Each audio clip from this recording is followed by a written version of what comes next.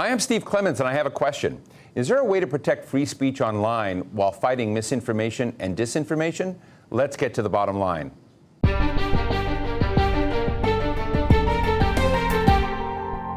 A lie can travel halfway around the world while the truth is putting on its shoes. The saying might be a few centuries old, but it certainly rings true today. Anyone, anywhere can publish anything, and if it catches on, there's no stopping what it can do, either for good or for evil. So how can people be protected from the nefarious manipulation of information and the disruptive promotion of falsehoods by governments and organizations? Or should fake news be allowed to compete in an open market with real news? Fortunately, we have three people in the room who have the answers to these questions. Melissa Ryan, a digital strategist who studies online toxicity and extremism and writes the weekly blog Control, Alt, Right, Delete. I love that name. Jody Westby, a legal expert on privacy and computer crime and the founder of Global Cyber Risk. And Jennifer Brody, who has worked on programs combating online disinformation and works at the digital rights group Access Now. Thank you all for joining us today. We're going to have some fun with this one, I think. So let me just start with you, Melissa. Sure. Censorship or free speech. How do we draw that line between what we see as my right to say what I want to do and the question of basically becoming the source of conspiracy theories and falsehoods?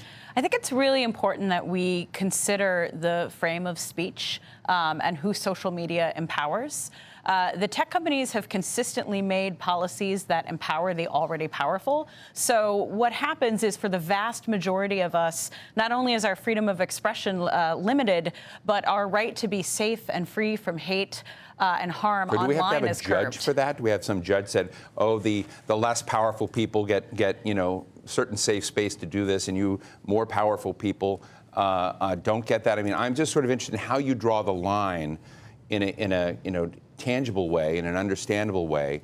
Yeah, I mean, you really have to think about how many people don't have free speech because they've been driven offline entirely, or they have been the victim of violence that started online. I think Facebook and the Rohingya genocide is the most prominent example, but here in the U.S., we certainly have folks that have been driven offline because they were harassed to the point where they had to radically alter their lives. And the focus of this free speech conversation always seems to center on white men of a certain age. And it leaves, women and people of color who've been disproportionately the victims of harassment. No one's really talking about their speech. I want to go to something, because this is a big issue. This is a big issue politically in the United States right now. And I think it's a big issue in the rest of the world, where I think no matter where you're at, you're trying to find that tipping point, that inflection point. Fascinating exchange between Mark Zuckerberg, the CEO of Facebook, and Congresswoman Maxine Waters. Let's play that. Each month, 2.7 billion people use your products. That's over a third of the world's population. That's huge. That's so big that it's clear to me and to anyone who hears this list that perhaps you believe that you're above the law, and it appears that you are aggressively increasing the size of your company and are willing to step on or over anyone, including your competitors, women, people of color, your own users, and even our democracy, to get what you want. You have opened up a serious discussion about whether Facebook should be broken up. Now, before I get to Mark Zuckerberg's response, Jody, what she's basically saying is, Facebook, you're acting like you're your own country. You have your own rules, you have your own gravitational forces, and you don't have to behave in an accountable way. Let me give you all the power for a minute, and you're going to fix Facebook, and you're going to fix this. What should we be doing? Well, the first thing we should be doing is the SEC should start taking a look at Mark Zuckerberg. They are the only ones that has any power to do anything about him, to remove him from office, to check what he does within the company. And so far, all they've done is chase Elon Musk and have left Mark Zuckerberg alone. When the company is notorious for it, the first thing he wants to do is make money. The second thing he wants to do is then say, oh, we're sorry, we apologize, we recognize this later than usual, and then now we'll do something about it and make a promise. So when he has a third of the world's population, he does have a huge amount of content coming over his network. And that, as we know well from the Senate Intelligence Committee reports and the investigations, that social network, particularly Facebook, has been abused. And so now we are seeing him in the crosshairs. So one thing that he should be doing is he should be informing people when they see things. He should first of all be monitoring against their terms and conditions and informing people. And he should be removing content when it violates the terms and conditions, not only from Facebook, but his other sites like Instagram, so something doesn't carry forward on another site. But he is in a huge power position. And so far, our government, the regulatory agency that could do something, has done nothing. Well, I want to hear what Mark Zuckerberg said, but I want to just come back in a moment after we do this. When you talk about money, it's important because he's the CEO of a public company. Yeah. Elon Musk is the CEO of a public company as well. And so part of that is, I find it interesting, is how do we look at CEOs have a certain responsibility. That responsibility traditionally hasn't necessarily been for the public good, though they may want to pretend that's the case. They have a bottom line responsibility. But let's listen to Mark Zuckerberg. Chairwoman, our policy is that we do not fact-check politicians' speech. And the reason for that is that we believe that in a democracy, it is important that people can see for themselves what politicians are saying. Political speech is some of the most scrutinized speech already in the world. So Mark Zuckerberg is making the case that he wants political speech out there, political speech for which he's being paid to put on his sites, of course, but he wants to create an open market so that the public can look at what a politician is saying and that people can judge it in whether it's true, whether it's falsehood, and have that competitive arena. But we've got some news that just recently, Jack Dorsey, the CEO of Twitter, sees it differently. He writes, "We've made the decision to stop all political advertising on Twitter globally. We believe political message reach should be earned and not bought. Why? A few reasons." So, Melissa, tell me what you think about Jack Dorsey's message versus Mark Zuckerberg. Well, I mean, it's interesting. Mark Zuckerberg, the frame of that hearing was, we know we've messed up everything else, but please trust us with your money, because Facebook wants to start a cryptocurrency. All of the tech platforms, they have broken the public trust in such a big way. I don't think Facebook realizes how big of a problem they have with ads. People have an expectation that when they see a political ad, that the information will be true, and that the network or the platform will be a gatekeeper and keep false information out. Facebook doesn't seem to understand this. Twitter, who I've been a huge critic of, I'm not always a fan of the way they do things. I think they see the writing on the wall. I think they've seen how much terrible press Facebook has gotten for their ads decision and decided that they want none of this, that it's just easier not to take that ad money than to constantly be in the position of fact-checking political ads. Jody? Well, Facebook has done a very clever, almost genius tactic here.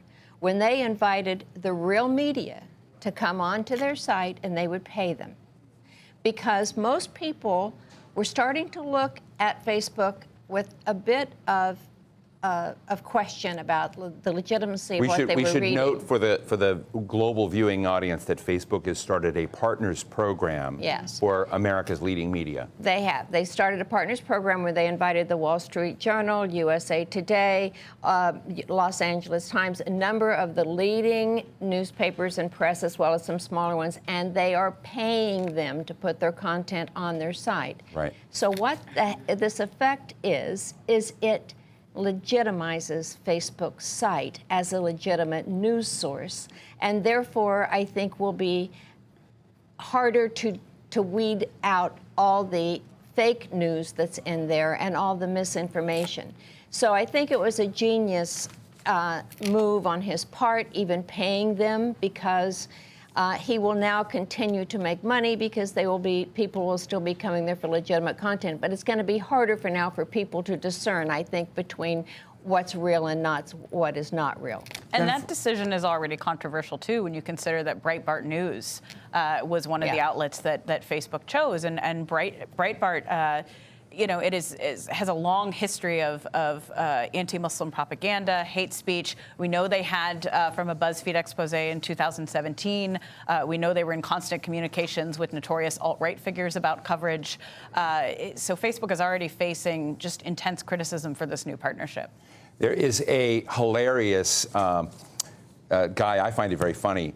They went out and advertised on Facebook with some fake ads, and this fellow's name is Adrian Hampton. But originally, Mike Gravel, a former governor of Alaska, used to be running for everything. He was running for president. Had gone out, and they took down an ad that said that Senator Lindsey Graham, a staunch conservative, certainly not supportive of the New Green Deal, was a big advocate of the New Green Deal, and they took that ad down. And what this fellow named Adrian Hampton did, who raised the money, he filed to run for office, to run for governor, and is now challenging the Facebook norms and rules, and he's got that ad up there again. What do you think about that? Is there a kind of civil resistance to basically take on? I mean, I don't know what control alt-right delete does, but is this sort of one of the shenanigans that you guys might hatch? Well, we are a weekly newsletter, so I write about all of these issues. And one thing that we are you going to write about this? Absolutely, we've covered it a lot already. And one of the most interesting criticisms was Facebook wouldn't define who counted as a politician. When they announced this policy, someone made a joke on Twitter. I think it was a New York Times reporter of "That's the sound of 1,000 edgelords running for school board." Because if anyone is a politician, you can actually abuse democracy to get to make it so that your ads won't be fact-checked. We know there's already some deplatformed alt-right figures running for Congress. There are 3 QAnon believers running for Congress. Facebook is now in the position to determine, is this person a politician, are they not? You mentioned Adriel Hampton. Facebook said, oh, you're not really a politician because you're only running for office to prove a point. They're going to be forced to make a decision over who is and isn't a valid politician on Facebook over and over again as long as this policy stands. In your world where you're trying to provide access to those that don't often have it, Sure. What's happening there? Because I know you work globally Sure. as well. So yeah, Access Now, where I work, we're a global nonprofit defending and extending the digital rights of users most at risk online. We do policy work, we do advocacy work. We also have a digital security helpline. That's a pro bono service.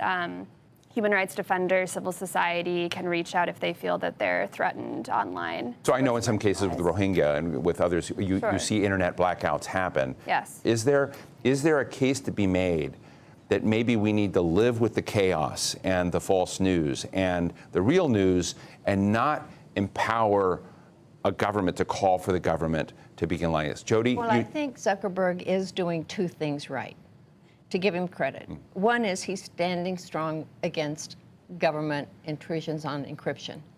And so that's a good thing. Second is when he says we have freedom of expression, and if we flood the marketplace with thoughts and ideas, then there's more out there, and that's when truth rises to the top.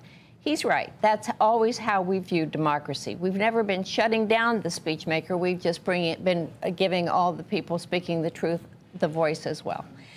But there's an interesting nuance here, and people get confused around it. And that is what Trump did with Cambridge Analytica and the data that they gathered and how they did it was perfectly legal. It was perfectly illegal for a foreign entity or a government to do it, to try to influence our election. So we can have political candidates that can try to sway the opinions and views of a voter, and that is okay in our country. So when we start talking about someone's lying, well, sorry, but all politicians lie. We know that. So part of it is sorting it out, but it's also realizing what is the difference between our politicians lying, and how do we know it's our politicians and it's not actually a misinformation campaign that's sponsored by another country? And so it gets very confusing for the public to sort this out, I think. So who regulates that? Well, we have federal law that prohibits, the federal election laws prohibit foreign interference. And this is your comment about the SEC and others. I am, as I listen to you. That the SEC has to do with Zuckerberg's voting power, and that no one, not even his board, can control him. The only entity in the world that can control him is the Securities and Exchange Commission, because he's a public company. The Federal Election Commission has the regulatory power over the laws that govern foreign interference. Although I would point out that the Federal Election Commission right now is not functioning. Yeah. Because Right. the commissioners Yeah. resigned. Yeah. So when people ask who's home, who's watching the But story Jody this put something. election Yeah, but cycle? Jody put something on the table that's really important, which is the nefarious actions of foreign governments. How do we mitigate that, particularly the state-based players? Well, yeah, 47 countries have been identified that have used state-sponsored groups to attack political opponents or activists. And that's twice from last year, twice the amount from last year. So we have a steep upward curve on people using this to exploit. But what we do about it, we have a big problem because President Trump and Senator McConnell in the Senate don't want to do anything about election security or regulating any of these activities. So I don't see, unfortunately, anything happening in the U.S. from lawmakers. It's either going to be a regulator or a court. To your knowledge, what is the United States doing about it? Are we disrupting anyone? Of course. I mean, I use we in the American sense. I know we have a lot of global watchers, so excuse that for a moment. But when you look at NotPetya, was this Russian virus that was released, created tens of billions of dollars of damage. It's a fascinating story to look at what this computer malware virus achieved. But what was fascinating about this is that this malware was based upon American malware. Sure. It was and one it was of the shadow tweaked American brokers. malware. So I guess my question is, from the best of your knowledge, where does the United States stand in terms of being one of the malicious players in other countries? Well, look, I think the New York Times did a really good article on this. We have played and interfered in elections around the world as intelligence activities and as covert activities for decades. But that doesn't mean that it's okay, and it doesn't mean that maybe we're doing that in our national interest because we're trying to overthrow an authoritarian regime, or we're undertaking actions that we feel are in the best interest of international law and democratic principles. So you have to look at it in that whole context. But I just set that aside because all governments do But when you intelligence say that, I get activities. goosebumps, Jody, and I'd love to get you because what comes back to mind is what we begin to do internationally can begin to happen domestically. And I remember J. Edgar Hoover and the FBI and the wiretaps, which we're learning about more and more, and various dimensions that we saw of wiretaps without warrants, which was a part of our history and very near history. Do you worry about a national security state here where every digital moment in our life becomes a risk?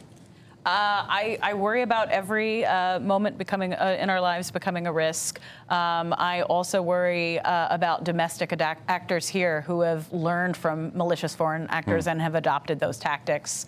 I think the rhetoric. This is the alt-right crowd. The alt-right crowd. Who are your biggest villains in that story? In that story, I mean, honestly, in this cycle, I'm really worried about what the Trump campaign and the various independent actors, Democratic and Republican, are. So you see the Trump campaign as the villain? I see them as one of the villains, yeah. And who else? I worry about all the various independent expenditure groups. Again, we have an FEC that's not functioning. We have tech companies, for the most part, that have said that you're allowed to say and do whatever online.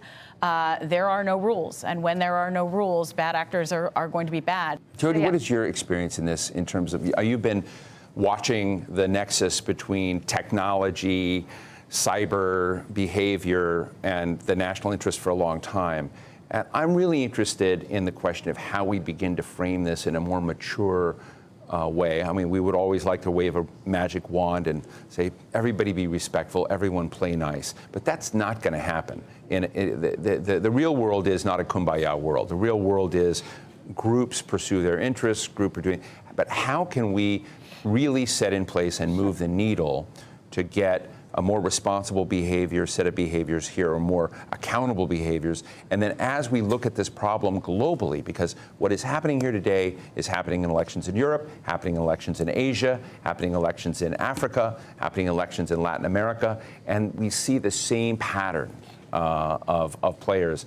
No one seems to have yet risen above that. So what's the secret pathway to a better environment? If we take the situation as it is and say we're on the eve of the 2020 election, then I think the first thing is to have an awareness campaign of recognizing fake news.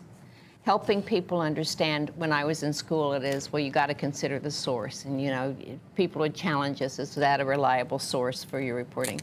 So one is to better inform the public about the fake news. And to also then to get the social media companies to take socially responsible actions. So, for example, the Trump campaign went on Facebook, bought ads, and they were getting all of this voter registration information, claiming that the person hadn't registered or its registration was going to expire. And then they would finally kind of send them to a voter registration site, but it was kind of a scam to get people's information. So that kind of tactic should not be allowed. That should clearly be a violation of Facebook's policies. And so they should be aggressively monitoring what they're doing. If they don't want to monitor what's happening to meet their terms and conditions, then do what Twitter did and just ban the ads. But then there's another part here that the public doesn't understand, and that is there's a huge private sector role in our elections. Private sector companies are largely the ones involved in voter registration. They're the ones that program most of the voting machines for every single election. They're the ones that tally most of the votes. They're the ones that do the polling, and they're the ones that do the reporting of the votes. And people don't understand that. They think all the votes are within our election officials in these towns and communities, and they aren't. And those are very serious points of exploitation. And so I think that we need to, there are some things we can do about that. And there are things we can do in this cycle to just, this is a prime moment. We're on the learning curve with technology. We have to step up and teach our public. Thank you for that. And Jennifer, just the last couple of minutes we have, I'd like to hear from each of you what you think would be the most important thing we should, what is the most important lever we could push to get to a healthier balance between expression and responsibility? Great question. I think a big piece of this puzzle that we haven't touched on today is addressing the lack of data protection laws, right? Disinformation, misinformation is so, malicious and problematic because it is hyper micro targeted. And if companies are only collecting, X amount of data that's reasonable for them to collect, then, because disinformation has always existed. It's not new. There's new tools. So that would be your area. Jody? Yeah.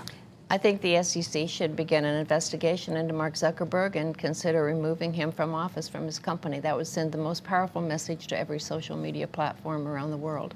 That's a big zinger. Melissa, what's your zinger? I think we need a new social contract with tech companies. I think we have to push them, use every regulatory and legislative solution we have to push them on political ads, to push them on speech, and push them on, again, protecting the vast majority of their users. I really appreciate this conversation. If I had my own zinger, I would probably say I want to look at the consumption, and I want people to become better critical thinkers, to look at everything skeptically, and learn how not to get their passions and emotions hijacked. But we can debate that later. I want to thank you all for being with us. Jody Westby, CEO and founder of Global Cyber Risk, Jennifer Brody, Legislative Manager of Access Now, and Melissa Ryan, Editor of Control Alt-Right Delete and CEO of Card Strategies. Thank you so much for being with us. Great conversation. Thank you. And so what is the bottom line? Despite more than 2 decades since the information revolution, it's easier than ever to hijack people's emotion and inflame their passions. Human nature hasn't changed just because technology has changed, and the importance of education and critical thinking has never been more crucial. But all of us are going to need some new rules, and private companies are going to need guidance. There's no easy way around it. We all share responsibility for protecting speech and penalizing those who would lie and manipulate. And that is the bottom line.